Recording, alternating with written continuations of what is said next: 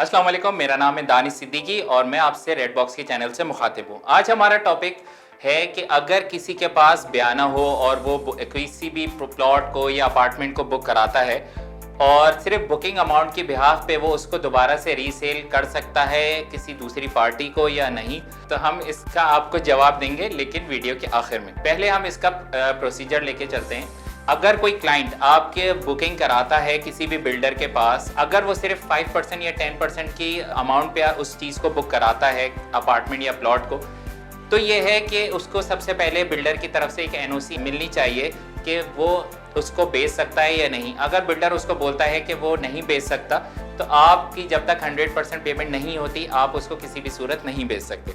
दूसरा ये कि अगर बिल्डर के पास आपको वो ओपन मार्केट देता है और आप उसमें बाई और सेल कर सकते हैं, तो बाई लॉस के हिसाब से आप उसको बेच सकते हैं, लेकिन आपको ट्रांसफ़र करवाना होगा अपनी उस प्रॉपर्टी को, और उसके लिए एक अमाउंट जाती है बिल्डर के पास। जैसे कि अगर आपने एक अपार्टमेंट लिया 2 बेडरूम का और वो 3 साल के पेमेंट प्लान पे आपने उसको फॉर एग्जांपल लिया 5% के डाउन पेमेंट पे, जो कि सिर्फ बनती है 5 लाख रुपए।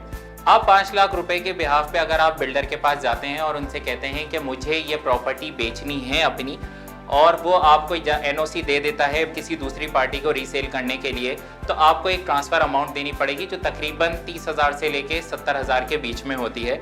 उस ट्रांसफ़र के बाद और एनओसी लेके आप उस प्रॉपर्टी को रीसेल कर सकते हैं। लेकिन अगर बिल्डर आपको एनओसी नहीं देता, तो आपकी जब तक अमाउंट 100% नहीं होती आप उस प्रॉपर्टी को सेल आउट नहीं कर सकते। मज़ीद मालूमात के लिए देखते रहिए रेड बॉक्स टीवी, और अगर अब फर्दर इंफॉर्मेशन के लिए अगर आपके पास कोई और सवाल है तो नीचे दिए गए नंबर पर डायल करें। तब तक के लिए अल्लाह हाफिज़।